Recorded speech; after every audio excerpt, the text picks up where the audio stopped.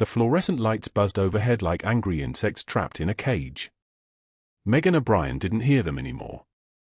After 18 months at Seattle General, the sound had become as invisible as her own breathing, which was exactly how she needed it to be.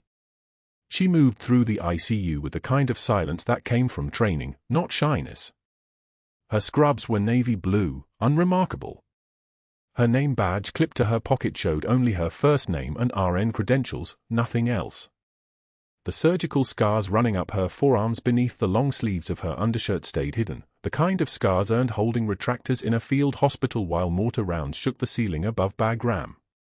She kept those scars secret the way other people kept secrets, carefully, deliberately, and with the understanding that some truths could end an operation faster than a bullet. Room for 12 held Marcus Wilson, a deaf veteran admitted 3 hours earlier with a post-surgical pneumothorax that the attending had stabilized but not quite understood.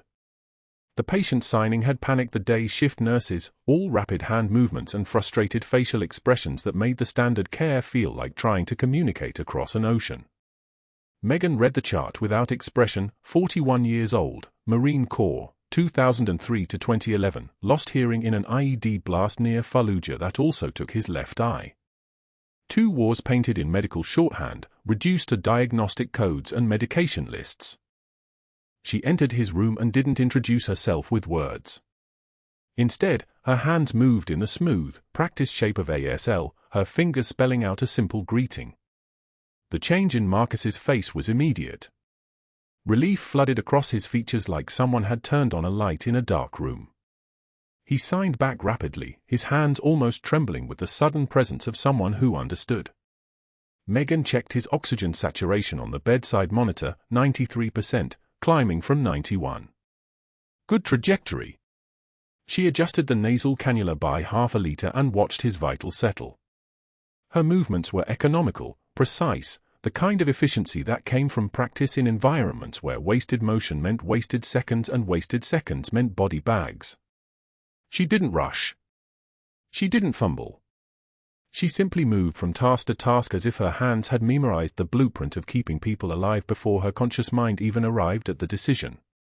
Marcus signed at her, his questions tumbling out in rapid succession. How long would he stay? Could he go home tomorrow? Was his lung collapsing again? The fear underneath the signs was the same fear she'd heard from 100 other soldiers, the terror of losing control of your own body, of being broken in ways the doctors kept explaining in terminology that made sense to no one. She responded in signs, her hands moving with the same fluency she'd learned in a trauma rotation at Walter Reed 7 years ago, before the Pentagon had quietly reassigned her to civilian hospitals. The words came out as images, stable, improving, tomorrow we check again. She touched his shoulder, a gesture that transcended language, and his breathing seemed to slow. The monitor reflected it, heart rate dropping from 94 to 88. 84. Stable. Good man, she signed, and Marcus actually smiled. That was when the room's temperature dropped.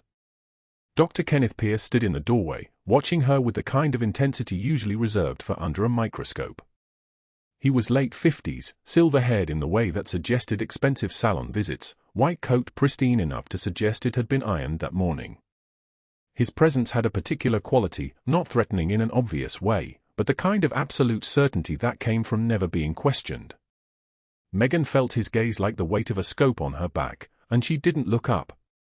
She continued her assessment of the monitor, her expression neutral. Her jaw didn't clench. Her hands didn't tremble. The trembling, if it came at all, would wait until she was alone in her car, touching the folded flag she kept tucked under the front seat. That flag belonged to Captain James Reeves, 3rd Battalion, 5th Marines, the man whose job she'd taken when a bullet took his life in Helmand Province. The flag had traveled with her through 6 military assignments and now sat hidden in a plastic bag beneath her car's spare tire, the only piece of her real life she could afford to carry. Dr. Pierce stepped fully into the room and picked up Marcus's chart from the foot of the bed. He didn't acknowledge Megan directly. Instead, he addressed the patient as if she wasn't present, speaking in the exaggerated, slow cadence people used with deaf patients, as if deafness was also a cognitive impairment. "You're doing well, Mr. Wilson." "Very well." Marcus signed a response, clearly uncomfortable with the volume and the condescension. He looked toward Megan, his eyes asking her something. She gave him the smallest nod, permission, reassurance, I'm here. Dr. Pierce flipped through the chart pages, his eyes scanning the vitals trends.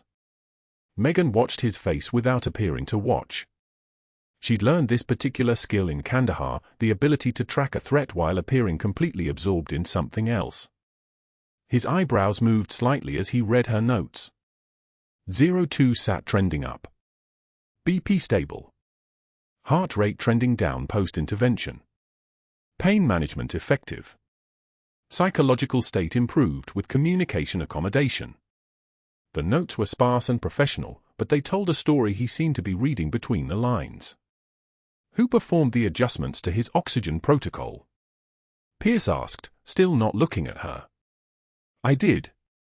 Megan's voice came out level, steady, the kind of flat tone that revealed nothing. He was compensating for the pneumothorax. Standard assessment. Pierce's eyes moved up from the chart to her face for exactly 2 seconds. In those 2 seconds, he seemed to catalogue her the way a predator catalogues prey, not with hunger, but with appraisal.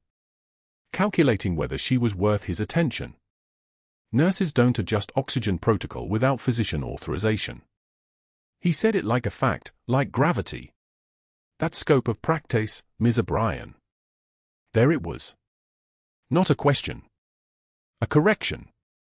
The kind of verbal marker that told everyone in the room, including Marcus, who was watching this interaction with the awareness of someone trained to read body language, that Dr. Pierce had just established a hierarchy. And Megan was not at the top of it. She allowed the silence to sit for exactly 1 beat. Then, the adjustment was within standing orders. Respiratory was consulted 20 minutes prior. It was true. Respiratory had been consulted. They'd also been understaffed and overbooked and had told her via phone to use nursing judgment. That detail, though, didn't matter to Dr. Pierce. What mattered was that she'd acted without waiting for his specific approval, which meant she'd implicitly suggested that she didn't need his permission. Pierce returned his attention to the chart. Your notes are thorough. But next time, wait for physician direction before implementing changes. Even small ones. He turned to leave, then paused at the doorway as if a thought had just occurred to him. When he spoke, his voice carried the tone of someone delivering important information. We need to maintain proper hierarchy in patient care. Patients recover better when everyone understands their role. The door closed behind him with a soft pneumatic hiss. The room was silent except for the ventilator's mechanical wheeze, a rhythmic sound like something breathing that wasn't quite alive. Marcus signed a question, who was that? His hands made a shape that suggested authority, superiority, danger. Attending physician, Megan signed back. He approves the care plans. But what she signed next, what her hands told him without words, was simpler, don't worry. I've handled worse. She didn't know if he believed her, but his breathing steadied anyway. The monitor reflected it. Oxygen saturation climbing to 95. Heart rate settling to 79. The body sometimes believed things the mind was skeptical about, and Megan had learned long ago that sometimes reassurance wasn't about truth. It was about the particular frequency of someone's presence, whether that presence made the room feel safer or more dangerous. Hers made room safer. That was her one job here, the quiet mandate buried in the classified assignment from Special Forces Command. Monitor the veteran population for PTSD-related harm spirals. Intercede when safety protocols were failing. Keep soldiers alive when the system wanted them to disappear into the cracks. She'd saved 4 of them so far, 2 from overdose intervention, 1 from a suicide attempt she'd interrupted by accident, 1 from a medication error that would have killed him in 40 minutes. For lives. For operations intact. And now Marcus Wilson was number 5, though he didn't know it yet. She spent the next 3 hours with him, adjusting his comfort, monitoring his vitals, and communicating in the language his hearing body had stolen from him. She taught him the signs for the equipment around him, the names of his medications, the terminology for his condition. More importantly, she created a space where he didn't have to panic about whether he was being left behind because he couldn't hear the alarms. At 11:48 p.m., the ICU entered that particular darkness that hospitals inhabited after visiting hours. The hallways were quieter. The fluorescent light seemed harsher against the stillness. Megan was at the medication station, pulling Marcus's 2,300 doses when a voice behind her made her freeze. "Bagram?" She turned slowly. The man standing behind her was early 60s, salt and pepper beard, wearing civilian clothes but carrying himself with the exact posture of someone trained to stand for 14 hours in body armor. His eyes were the blue-gray of someone who'd spent years in Central Asian mountains. "I'm sorry," Megan asked, and her voice didn't waver. "Your technique with the Vietnam." He gestured vaguely toward Marcus's room. "The way you assessed his respiratory status. The way you positioned him for maximum chest expansion without putting pressure on the pneumothorax. I know that technique." Megan's hands were still holding the medication cups. She could feel her pulse in her neck, steady and controlled. This was the moment where an operation could collapse, when someone recognized you, saw through the mask, understood that the quiet nurse was not actually quiet at all. She turned back to the medication dispenser and continued organizing the cups into the patient tray. "I trained at Walter Reed," she said flatly. "They taught us evidence-based positioning." "Walter Reed, 2017. She didn't answer. "I was there too." "Different unit." The man moved closer, not threateningly, but with the kind of deliberate slowness that suggested he understood the language of people who were trained to fight. "Saw a trauma captain named O'Brien. Surgical Corps." "You?" Megan placed the last cup in the tray and turned to face him fully. Her eyes met his directly, and the message in that eye contact was a closed door. Whatever recognition had just flickered between them could not be acknowledged. Not here. Not in a hospital where one wrong word could end 18 months of patient monitoring, could compromise every veteran she'd been assigned to protect. "I'm just a nurse," she said quietly. "You must be thinking of someone else." The man studied her for another 5 seconds. She could see him processing, weighing whether to push. Then he smiled, not a happy smile, but the kind of smile that suggested he understood the operation, understood the need for cover, understood that some recognitions had to stay silent. "Yeah," he said finally. "Must be." He walked away without another word, disappearing into the dimness of the hallway like someone dissolving back into the shadows he'd come from.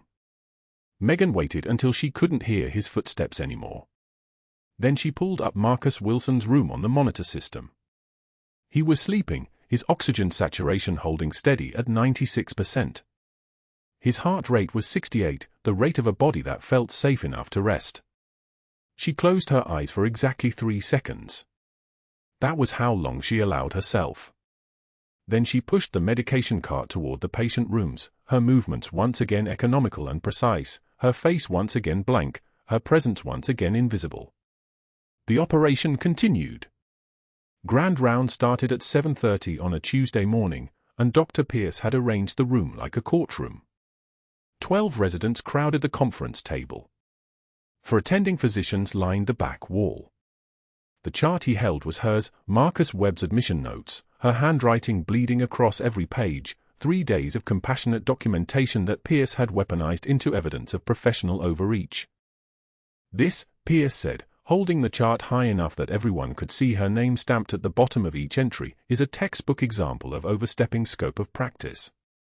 Megan stood against the wall behind the residents, positioned where she could see but not be seen. Her hands were steady. Her breathing was even. The trembling in her chest was restraint, not fear. She recognized the difference. "Nurse O'Brien here," Pierce continued, his voice dripping with contempt like oil in water, "apparently believes 6 months of community college qualifies her to make diagnostic decisions." He turned a page. The laughter started immediately, a ripple through the residents, the kind of nervous laughter that happens when a senior physician gives permission to mock someone who can't fight back. The smell of burnt coffee hung in the conference room. Someone had left a mug on the windowsill since yesterday. Outside, Atlanta's humidity pressed against the glass like a living thing. Our Florence Nightingale here, Pierce continued, his tone acidic enough to strip enamel, documented observations about cardiac rhythms that frankly exceed her educational capacity to interpret. He read from the chart with theatrical precision. Patient demonstrates irregular sinus rhythm consistent with early atrial fibrillation. Recommend cardiology consult before next shift. Florence thinks she's a cardiologist. More laughter. Resident Dr. Chen giggled nervously. An attending smiled without showing teeth. One measured breath. Then another. Megan's face didn't change. Her expression remained blank, the same professional neutrality she'd learned in field medicine, where emotions were luxury items you couldn't afford. Pain was information. Humiliation was data. Both could be filed away and processed later, in private, where no one would see. The patient's family complained, Pierce added, turning another page with deliberate slowness, that Nurse O'Brien spent too much time providing emotional support instead of actual nursing care. She confused compassion for competence, a common mistake among support staff who mistake proximity to medicine for actual medical knowledge. A single tear escaped her left eye. She didn't blink. Didn't break. Didn't look away from Pierce's face. She simply reached up with 2 fingers and wiped the tear without ever letting her gaze falter, a gesture so controlled it looked deliberate, like she was acknowledging the tear's existence and dismissing it in the same motion. The room felt the shift. The laughter died. My patient speaks highly of your bedside manner too, doctor, she said. Her voice was level and quiet, the kind of calm that comes from having already survived worse. The kind of calm that comes from having held dying soldiers in your hands and kept breathing. Pierce's jaw tightened. His face went the color of old brick. One of the attending physicians, Dr. Patel, who'd been kind to her during orientation, shifted uncomfortably. Resident Dr. Chen stopped smiling. The silence stretched until it had weight. I think we're done here, Pierce said, but his voice had changed. He sounded smaller. He sounded like a man who tried to break something and discovered it was made of reinforced steel. 2 days later, the vending machine hummed its usual mechanical song. Megan had learned the timing. If she pushed the coffee button at precisely 7:15 in the morning, no one else would be there. Just her and the fluorescent lights and the soft click of the machine dispensing her cup. Dr. Pierce arrived at 7:16 with 4 residents trailing behind him like remoras following a shark. Some people think because they can take a blood pressure, they understand cardiovascular pathology, he said loudly, speaking to the residents but performing for the hallway. His eyes locked onto hers across the space between them, 5 feet and a lifetime of different worlds. They earn patients' trust without the credentials I spent 3 decades acquiring, and frankly it's dangerous. Resident Dr. Chen giggled. The others exchanged glances that said they weren't sure if this was acceptable. Megan selected her coffee. Waited for the cup to drop. Watched it land with a soft thud.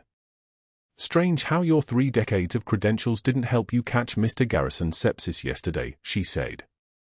Her voice was still quiet, but something had changed in it, something sharp and clean like a blade running over a whetstone. Good thing Florence was paying attention. She turned and walked past them. Pierce's face went crimson. One of the residents actually stepped back, as if proximity to him might be contagious. The next morning, her nursing notes were flagged for review. A formal complaint sat in her personnel file by noon, typed with clinical precision.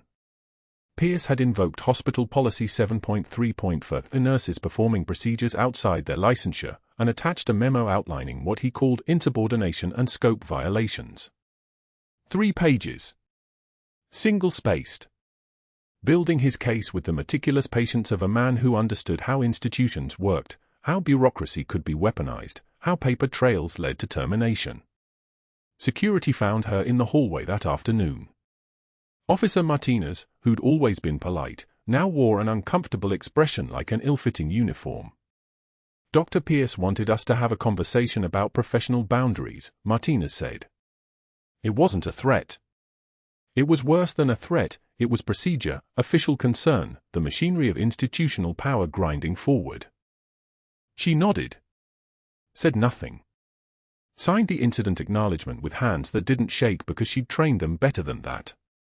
But that night, in the break room at 2 in the morning, drinking coffee that had gone cold an hour ago, she discovered the full scope of Pierce's campaign. Dr. Patel came in looking apologetic, the way people looked when they carried bad news they didn't want to deliver. "He's been talking," Patel said quietly, glancing toward the door. "In the physician's lounge. Telling people you're emotionally unstable, that you have boundary issues with male patients. He's documenting everything. Building a case. I don't know what happened between you two, but," she shook her head. "Be careful." Megan nodded. Sipped her cold coffee. Felt the machinery tightening around her, each memo another gear, each complaint another tooth, all of it designed to grind her away. Pierce wasn't finished. He was just getting started. He had 17 years of experience knowing how to destroy people who threatened his authority, and he was going to use every bit of it. What he didn't know was that she'd survived worse than office politics. What he didn't know was that she was only pretending to be a nurse, that she was actually Captain Megan O'Brien of the 75th Ranger Regiment, placed at Seattle General 18 months ago under Operation Guardian Shield to monitor potential threats to veteran patient safety, and that his crusade against her was about to become the least of his problems. But that revelation was still 2 acts away. For now, she drank her cold coffee and waited. Because waiting was a skill she'd learned in Helmand Province, and she was very, very good at it. The next shift started at 10 p.m. The hospital settled into its night rhythm, fewer visitors, skeleton crew, the fluorescent lights humming their eternal mechanical song. Marcus Webb was sleeping when she checked on him at midnight, his breathing steady, his oxygen saturation stable, his cardiac monitor showing the steady blip blip blip of a heart doing exactly what it was supposed to do. She didn't know it was the last peaceful sleep he'd get that night. She didn't know that at 2:47 in the morning, his body would betray him. That his heart would stumble. That his oxygen saturation would plummet like a stone through dark water. That she would face the worst decision of her civilian career, follow protocol and watch him die, or break every rule she'd sworn to follow and save him herself. She didn't know that Dr. Pierce would arrive at exactly the wrong moment and see exactly the wrong thing. That he would witness her performing a procedure that couldn't possibly be performed by a nurse, with precision that couldn't possibly come from nursing school, with the kind of battlefield efficiency that revealed everything she'd spent 18 months hiding. She didn't know that a janitor in the hallway would recognize her technique. That he would whisper a call sign that should have died in the mountains of Afghanistan. That the operation would crack open like an egg, 18 months of careful invisibility shattering in a single moment of crisis. But the machines were still humming. The monitors were still blinking. And Megan O'Brien was drinking cold coffee in a break room, waiting for the moment when everything would change. It was coming. And it was going to change everything. The monitor started screaming at 2:19 a.m. Megan was in Marcus Wilson's room, checking his post-op drain output, when his eyes went wide. Not panic. Something worse. The kind of clarity that comes when your body tells you something fundamental is breaking. His hands moved in signs so frantic the motions blurred, pain chest can't breathe, each gesture sharp and desperate as a knife strike. She didn't hesitate. Didn't call for backup. Didn't reach for the call button. Her eyes moved to the monitor. Oxygen saturation dropping. 94, 89. 82. Blood pressure climbing, 160/110 and rising. Heart rate at 138 and accelerating. The clinical picture crystallized in her head with the speed of muscle memory, tension pneumothorax. Air leaking into the pleural space, collapsing his lung, compressing his heart. With each breath he took, more air trapped. More pressure. More time slipping away. The room smelled like antiseptic and fierce wet. The ventilator wheezed its mechanical rhythm, utterly useless for what was happening. Megan's hands were already moving. She grabbed the crash cart, yanked open the instrument tray, selected a 14-gauge needle from the emergency decompression kit, the scalpel. She needed the scalpel. A 10-blade, surgical steel, sharp enough to part flesh like water. The same blade she'd used in a field tent in Sanjin Valley when a 19-year-old Marine took shrapnel through the chest and had maybe 90 seconds before his heart stopped entirely. "Stay with me," she said, signing it even though Marcus couldn't see her hands anymore. His eyes were rolling back. Oxygen cascading. "Stay with me, Marcus." She didn't prep the skin. No time. No iodine. No sterile field.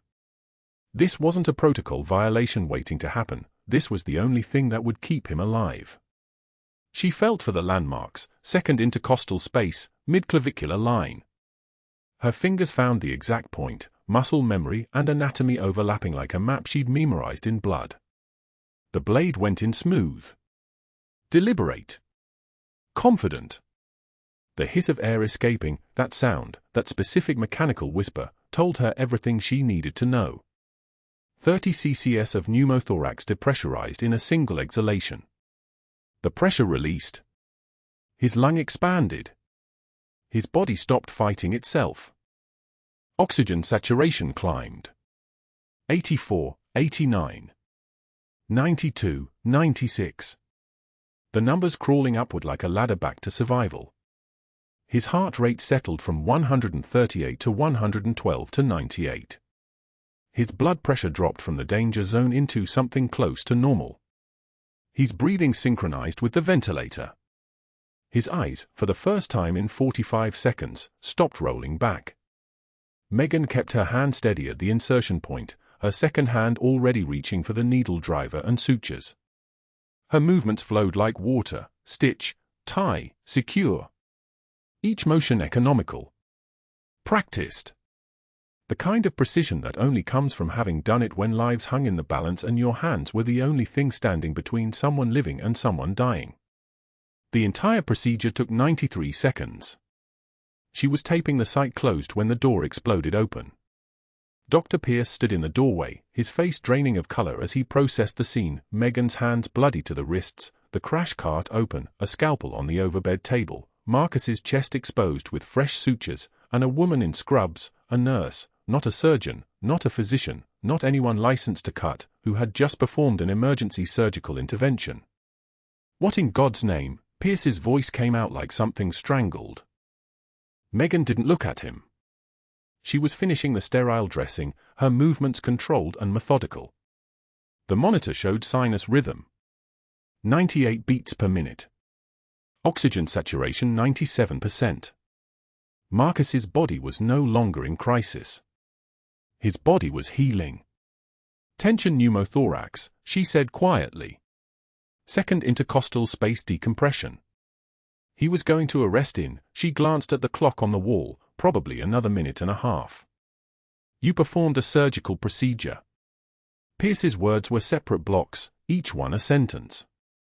Each one an accusation. You. A nurse.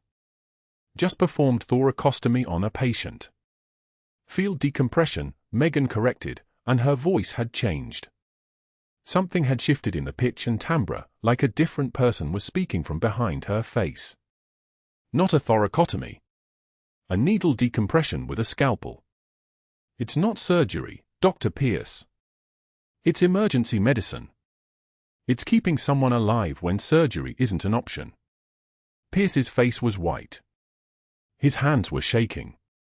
He stepped forward, pushing into the room like he could somehow undo what had just happened by proximity. That patient is my responsibility. You have no authority here. No license. No. He's alive. Megan turned to face him fully, and the expression on her face was perfectly calm. Perfectly composed.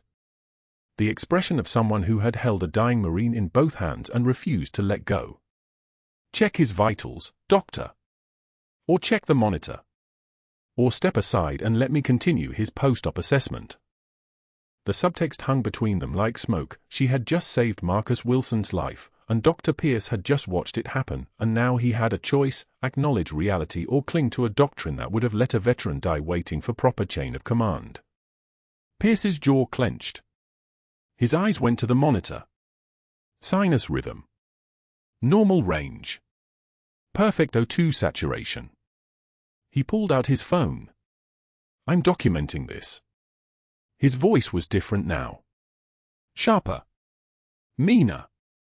The voice of someone who had just watched his institutional authority get steamrolled by medicine older than hospitals. Unauthorized surgical intervention. Violation of State Medical Practice Act. Practicing medicine without a license. I'm calling the Director of Nursing and the hospital administrator. This is going to the board within the hour. Megan turned back to Marcus and adjusted his bandage with the kind of precision that suggested she hadn't heard a single word. Or had heard every word and determined that none of it mattered compared to the fact that her patient was breathing. "You should call them soon," she said, not looking at Pierce. "They'll want to know the outcome." Marcus's vitals have been stable for 2 minutes. Oxygen saturation holding at 97. Lung is re-expanded. The air pocket cleared completely. In another 30 minutes, I'd recommend a chest X-ray to confirm resolution, but clinically, he's past the critical threshold. She reached up and adjusted the 4-drip, checking flow rate, checking color, checking every metric that a trained ICU nurse would obsess over. Her hands were steady as surgical steel. Pierce left the room without another word. Through the window in the door, Megan watched him stride down the hallway toward the nurse's station, phone already pressed to his ear. She could see him talking. Gesturing. Pointing back at her room. The other nurses looked up from their screens. Someone picked up a phone. Within 5 minutes, Director of Nursing Janet Holloway would be receiving a call that would set everything in motion. The machinery of institutional power grinding to life. The gears already turning. But Marcus Wilson was breathing. His oxygen saturation was 97%. His heart was in sinus rhythm. He was alive because she had acted in the one moment when action meant life and inaction meant death. She signed to Marcus, "You're okay. You're stable. Rest now." His eyes, still heavy with sedation, found hers. He nodded slowly. The monitors hummed their steady song around them, the sound of a body no longer fighting itself, no longer losing a battle against physics and gravity and the laws that governed what happened when air got trapped in spaces it shouldn't be. Marcus's breathing synchronized with the ventilator. His hand reached out and squeezed hers. No words. No need for them. Megan stayed with him for another 10 minutes, checking everything twice. Drain output. Medication flow. Incision site. Vital signs. The obsessive, methodical inspection of someone who had just walked into a minefield and come out alive on the other side. At 2:58 a.m., she stepped out of his room and closed the door quietly behind her. Janet Holloway was standing at the nurse's station with her arms crossed, her face a mixture of sympathy and professional obligation. 3 security officers stood behind her. Their badges caught the fluorescent light. "Megan." Janet's voice was careful. The voice of someone delivering bad news. "We need to talk about what happened in room for 12. The hallway was too quiet. The fluorescent lights buzzed overhead like insects trapped in a jar. Down the corridor, Megan could see Dr. Pierce watching from the medication room, his phone still in his hand, his face wearing the expression of someone who had just successfully activated a system larger than any single person. She followed Janet to the administrative office in silence. The next 3 hours compressed into a series of clinical statements. Janet sat behind her desk with a file already open, already prepared, Megan realized, which meant Pierce had called her minutes after the incident, not hours, which meant this had been set in motion with the speed of someone who knew exactly how to weaponize policy. The file contained 3 incident reports, each one dated and signed by Dr. Pierce within the last 2 weeks. Unauthorized medication administration. Scope creep regarding patient care. Overstepping in the presence of attending physicians. Janet's face was pained. "He's been documenting everything, Megan. This procedure tonight, the field decompression, he's filed it as an emergency surgical intervention performed by unlicensed nursing personnel.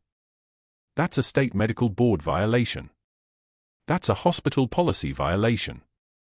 That's," she pulled off her glasses. I have to suspend your credentials pending board review. I don't have a choice.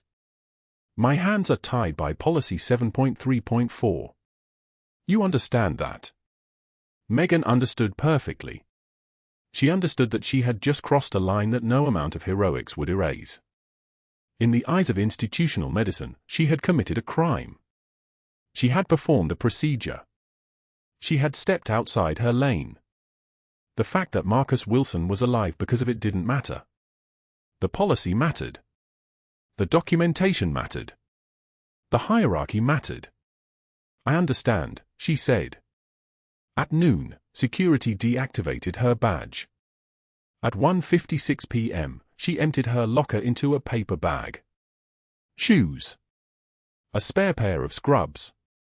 The folded flag from her fallen teammate, the one piece of her real life she'd allowed herself to carry into this place. She held it for a moment, her fingers brushing the fabric, feeling the weight of it. Then she tucked it inside her jacket. Dr. Pierce was waiting in the hallway when she emerged. He stood with his arms crossed, his expression something between triumph and righteousness. The expression of a man who had just successfully removed a threat to his authority using the machinery of the institution he controlled. You should have stayed in your lane, Florence, he said. Medicine is not a democracy. Megan walked past him without responding. But her hands gripped the flag so tightly her knuckles turned white. Every muscle in her body was tensed, controlled, held back by nothing more than 18 months of training and discipline. The trembling wasn't fear. It was restraint. It was a captain of the United States Army Special Forces Command, reduced to walking down a hospital corridor in civilian clothes, holding everything together with nothing but the sheer force of her will. She was halfway to the parking garage when her phone buzzed. A text message. Encrypted. Classified channel. Stand by. Pentagon notified. 48 hours. Operation intact. Megan deleted the message, stopped at her car, and sat in the driver's seat for exactly 3 minutes. She didn't cry. Didn't allow herself even that much loss of control. She simply sat with the folded flag in her lap, her hands finally releasing their grip, and waited. The machinery at Fort Bragg was already turning in the other direction now. Someone at Special Forces Command had seen the incident reports. Someone with access to hospital systems had flagged her classified security clearance. The Pentagon was moving pieces on a board that Dr. Pierce had no idea existed. But that would come later. That would come in exactly 48 hours, when the hospital administrator's screen went red and suddenly everyone involved in the suspension of Captain Megan O'Brien's credentials would understand that they had just interfered with a classified military operation. For now, she sat in her car in the Seattle General parking garage and held a folded flag and waited for the Pentagon to call. By morning, the paperwork had begun. Dr. Pierce arrived at 6 a.m. and did not leave his office until the filing was complete. 3 incident reports. Each one methodical. Each one devastating. The first cited unauthorized surgical intervention by unlicensed personnel. The second invoked Hospital Policy 7.3.4 regarding procedures performed outside the scope of nursing practice. The third documented breach of surgical sterility protocol and patient endangerment. He attached photographs of Megan's chart notes. He cross-referenced her credentials against the procedure she'd performed. He wrote with the precision of a man building a case that would survive legal review, because he understood that hospitals feared liability more than they feared anything else. His hands were steady as he typed. This was not rage. This was calculation. He constructed a documentation trail so meticulous that the hospital board would have no choice but to act. Each form was another nail. Each signature another witness. By 7 a.m., he had hand-delivered copies to Hospital Administrator Lewis Park, sent certified copies to Risk Management, and filed a formal complaint with the Georgia Board of Nursing. He used words like reckless and dangerous and unfit for patient care. He used them correctly, precisely, in sentences that would survive scrutiny because they were, technically, defensible. At 8:15 a.m., Megan's badge was deactivated. The system accepted the command without hesitation. Badge ID 847-429 revoked. Access level terminated. She did not know this was happening. She was still in her apartment, staring at her phone, waiting for something that felt like it might never come. By 9 a.m., security was at her locker. She received the call as she was making coffee. They were removing her personal items. They would meet her in the employee parking garage to ensure the process remained civil. Her hands did not shake. Her voice did not rise. She thanked them and hung up. The coffee brewed while she changed into jeans and a grey sweatshirt, civilian clothes that made her look like any other woman in Atlanta. She looked in the mirror and did not recognize herself. The walk through the parking garage felt like moving through water. The security guard waited by her locker, professional and uncomfortable. They placed her belongings in a cardboard box. Stethoscope. Personal photos she'd never bothered to remove. 2 pairs of compression socks. A half-eaten granola bar from 3 weeks ago. The folded flag was in her apartment, not here. Thank God. They would not understand what it meant. By 3 p.m., the termination letter was official. Effective immediately. Pending investigation. Do not contact patients or staff. Do not return to the facility. Do not attempt to retrieve credentials or hospital property. The words were clear as surgical steel. That night, she drove to Peachtree Street and found a diner that had probably existed since the 1970s, the kind with red vinyl booths and a counter where nobody asked questions. The fluorescent lights flickered overhead, creating a strobing effect that made her eyes water. She ordered black coffee and sat in the corner booth, back to the wall. Old habit. She could see the door, the parking lot, the street. She could see anyone coming. The coffee was still hot in a white ceramic cup, but she did not drink it. She stared into the dark liquid like it might contain answers. Around her, the diner hummed with the ambient noise of late-night Atlanta, a couple arguing quietly 2 booths over, the clink of silverware, the coffee maker hissing steam, a waitress calling an order through the kitchen window. Normal people living normal lives, unaware that the quiet woman in the corner had just destroyed 18 months of work with her own hands. She pulled the flag from her bag. 13 stars folded into a triangle, the way they fold them at Arlington. Lieutenant Jacob Webb's final resting place contained an identical flag. She'd watched them fold it. She'd stood at attention while they presented it to his mother.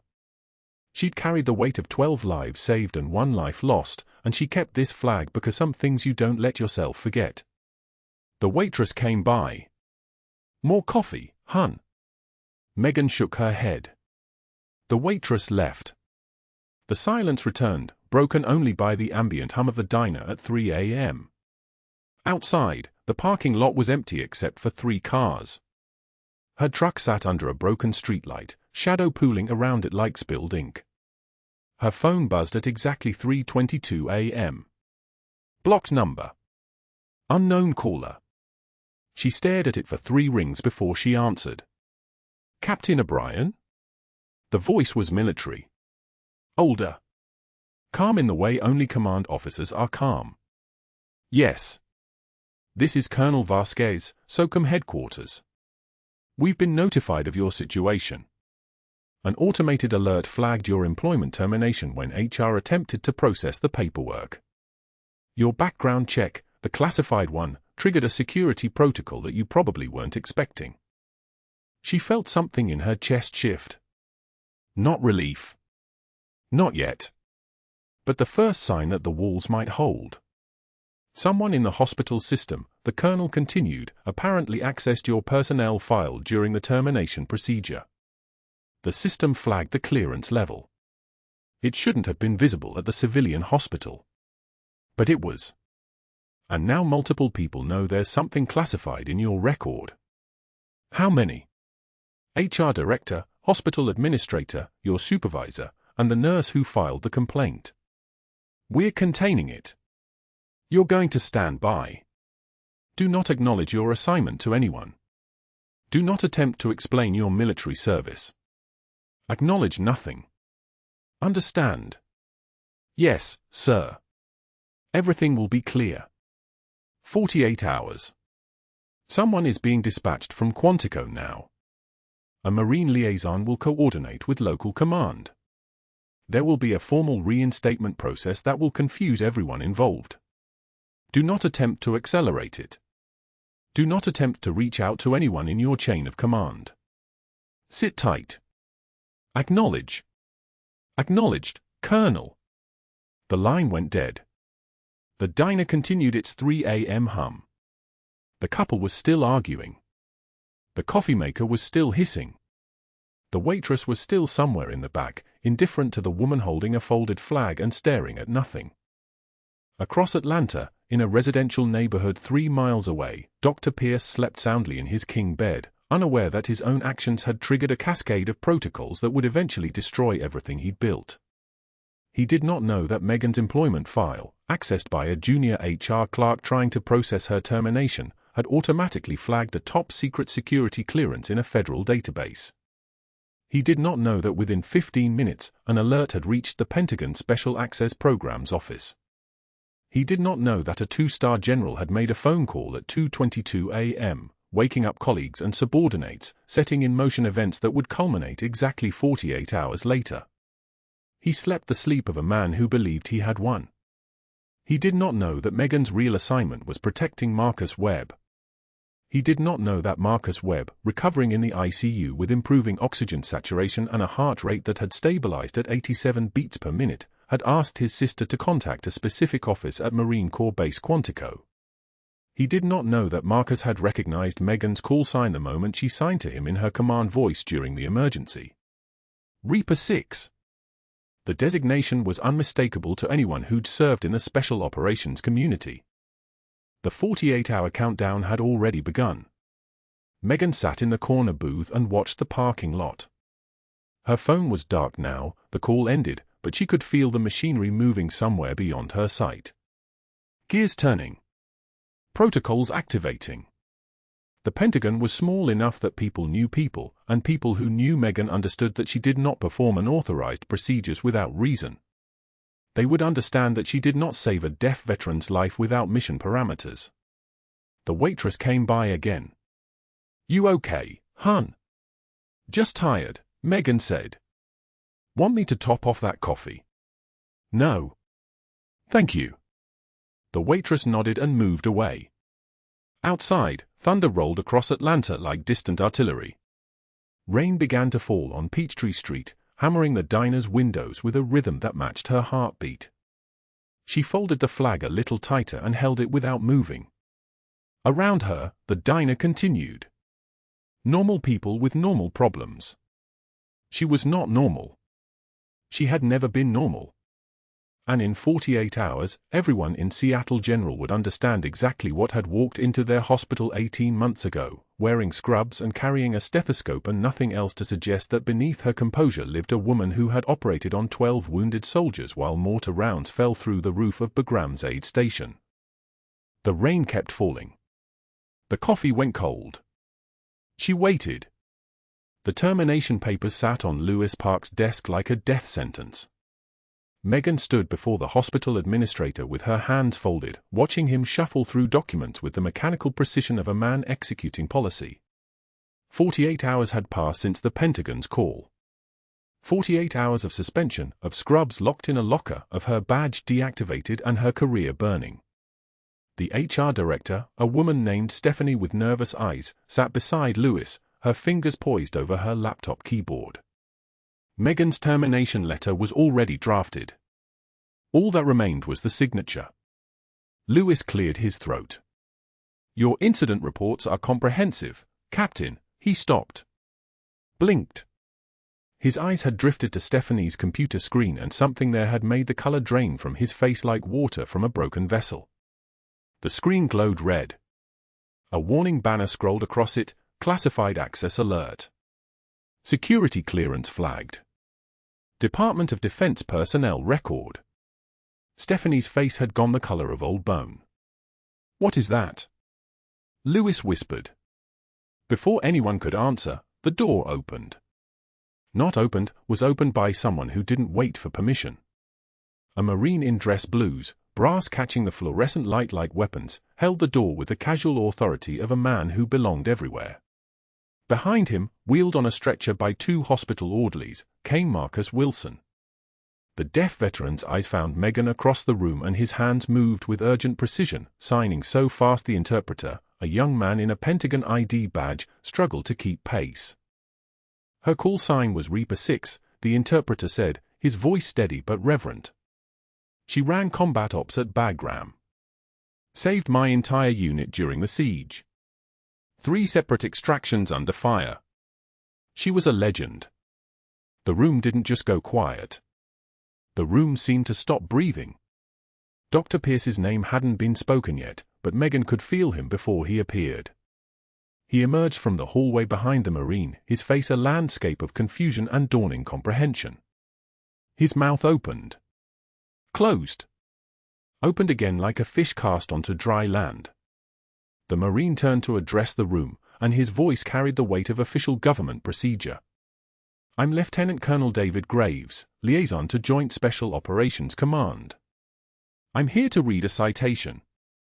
He withdrew a folder embossed with the Department of Defense seal.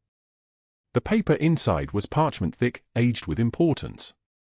His voice cut through the silence like a surgical scalpel. Captain Megan O'Brien. Bronze Star with Valor. For surgical intervention under fire that saved 12 lives during the Bagram siege, Loga Province, March 2019. Presented by order of the United States Army Special Forces Command.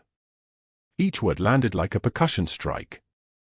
Each word reshaped the room's understanding of who stood before them. Dr. Pierce lurched forward, his composure collapsing like a building losing its foundation. Now hold on. Those incident reports were documented according to Hospital Policy 7.3.4. She performed an unauthorized surgical procedure. That's a violation of her nursing license, regardless of her military background. You can't just supersede hospital governance because someone wore a uniform once. The words hung in the air. His voice was shaking. His hands trembled. He was sputtering now, his authority dissolving like salt in water. He was already lost. He just didn't know it yet. The door opened again, and the room shifted on its axis. A general entered. Not a senior doctor. Not a hospital administrator. A 2-star general in dress uniform. Major General Catherine Keller, commander of Joint Special Operations Medical Command, her face a landscape carved from 32 years of combat operations and command decisions that cost lives. She moved past Dr. Pierce as if he were furniture and stopped directly in front of Megan. Her hand came up in a perfect salute. Megan returned it. The salute lasted 3 seconds. In those 3 seconds, every person in the room understood they were witnessing the recognition of rank that transcended the hospital's organizational chart. This was military honor. This was the acknowledgement of sacrifice and service. This was something that couldn't be granted by a human resources department or revoked by incident reports. General Keller's eyes were the color of winter sky. She turned to face the room and her voice, when she spoke, carried the absolute authority of command. Captain O'Brien's assignment at this facility was classified under Operation Guardian Shield. Her position as a nurse was operational cover for an 18-month surveillance and security operation monitoring potential threats to veteran patient safety.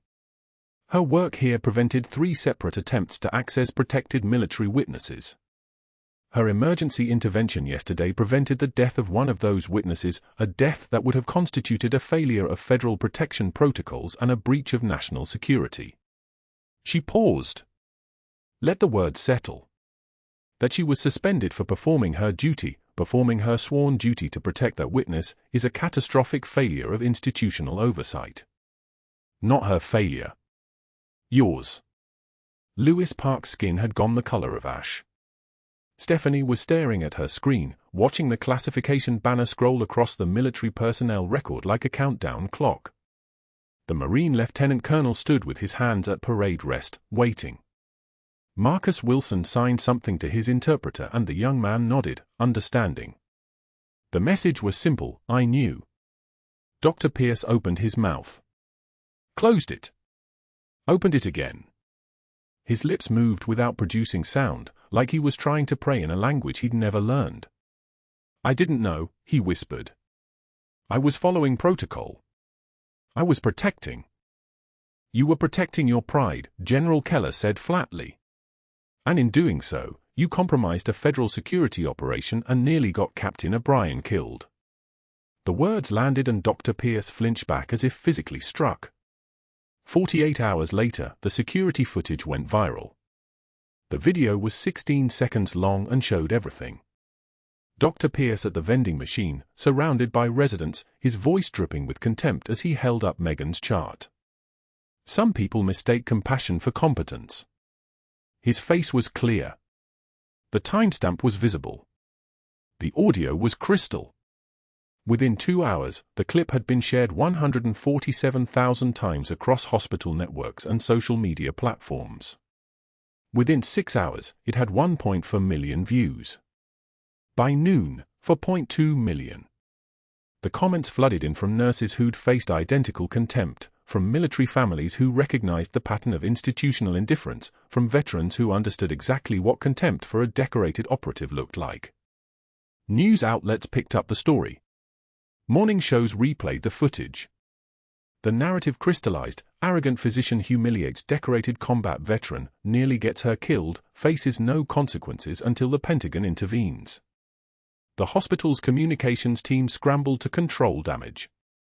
Lewis Park issued a statement expressing deepest regret about oversight and communication failures. It changed nothing. Then Dr. Harold Chen published his letter. Chen was Megan's age, 60s creeping in at the edges, his credentials more impressive than any hospital could manufacture. Vietnam veteran. Army surgeon. Former chief of surgery at Johns Hopkins. He'd trained Dr. Pierce 30 years ago and had watched his student climb the ladder of medicine with clinical precision and emotional distance. The letter ran in the Atlanta Medical Journal and was republished everywhere. "I taught Richard Pierce medicine, but I failed to teach him honor. I failed to teach him that the nurse beside you at 3 a.m. who hasn't slept in 24 hours might know more about suffering than your diplomas will ever teach. I failed to teach him that a patient's life matters more than your ego. I taught him to be a doctor. I should have taught him to be human. He does not represent me. He does not represent his profession's highest values. He represents our failures. And for that, I am deeply sorry to everyone this man has hurt in his climb toward a title that he has now proven himself unworthy to hold. I formally disavow my former student and recommend his immediate removal from any position involving patient care or teaching authority." The hospital's emergency board meeting convened at 4 in the afternoon. By 6 p.m., Dr. Pierce's department head position had been stripped from him. By 7 p.m., his surgical privileges were suspended pending investigation. By 8 p.m., his salary had been reduced from $400,000 to the baseline attending physician rate, roughly $200,000, a reduction that made his financial world collapse almost as quickly as his professional one. His wife stopped answering his calls by 9. His teenage daughter blocked his number at 10. By midnight, Dr. Pierce sat alone in his office while orderlies removed his commendations from the walls. 30 years of recognition, taken down frame by frame. The diplomas remained, removing those would have been too dramatic, but the awards, the certificates, the photographs of himself at medical conferences and surgical seminars, all gone. His office looked like a crime scene photographed after the body had been removed. At 1 a.m., there was a knock. General Keller entered without waiting for permission, the same way her Marine had entered the administrator's office. She was no longer in dress uniform but in combat fatigues, which somehow made her presence even more terrifying. Dr. Pierce stood, a reflex. She didn't tell him to sit. "You almost killed a man under my protection," she said quietly. "Marcus Webb is a federal witness. He came to Seattle General because he trusted the military to keep him safe. Captain O'Brien was assigned to his care specifically because she is the kind of operative who would rather die than let someone on her watch be harmed. You attacked her. You documented her. You tried to destroy her career because she made you feel incompetent." Pierce tried to speak. She raised a hand and silence fell like a blade. Your suspension of her broke the security protocols that were preventing 3 separate attempts to access Mr. Webb's location. 3 separate attempts by contractor operatives working for defense fraud defendants who wanted him dead before he testified. Your paperwork. Your incident reports. Your crusade against her almost cost him his life. It almost cost the prosecution of people who've stolen $470 million from this country's military. So when you sit in your office tonight, understand what you did. You didn't attack a nurse. You attacked a military operation. And if anything had happened to Captain Webb, you would be facing federal charges for obstruction of justice, compromise of a protected witness, and gross negligence. She turned and left. Dr. Pierce didn't move for 20 minutes. 6 months passed. The termination was reversed. The suspension was lifted. Captain Megan O'Brien walked back into Seattle General in her reinstated scrubs, the Bronze Star pin now visible on her lanyard, visible because her cover was blown and Operation Guardian Shield had been officially closed. 3 contractors arrested. Marcus Webb safe in witness protection. Her real rank acknowledged. Her real sacrifice known. The secret she'd carried for 18 months had been released into the world like a bird finally freed from its cage, and the hospital had no choice but to acknowledge what she'd always been. She walked through the parking garage on her way to her car, her uniform fresh, her bearing unchanged. The same composed nurse who'd endured Dr. Pierce's contempt had walked out. The same captain who'd earned her Bronze Star had walked back in. She carried 2 things in her pocket, the folded flag from her fallen teammate, the one she'd kept since Bagram, and a thank you note from Marcus Webb written in shaky handwriting, "You kept your promise." Again. Near the loading dock, Dr. Pierce loaded medical supplies into a white van, the kind that serviced free clinics and underserved neighborhoods. His dress shirt was soaked through with sweat. His hands moved with the mechanical precision of someone performing labor that had been inflicted upon him, not chosen. He'd been reassigned to community outreach, no surgical privileges, no teaching authority, no residence to command, just supply delivery to clinics that nobody important would visit. The punishment that the hospital could impose was meant to be humiliation. But it was the quiet work that would destroy him, because every day he'd see what he'd lost, what he'd sacrificed for his pride. He saw her walking toward the parking area and his body stiffened. He straightened, opened his mouth as if to speak. Perhaps to apologize. Perhaps to justify. Perhaps just to explain that he hadn't known, that he couldn't have known. She paused. Met his eyes with the same quiet dignity that had sustained her through every public humiliation, every private moment of doubt.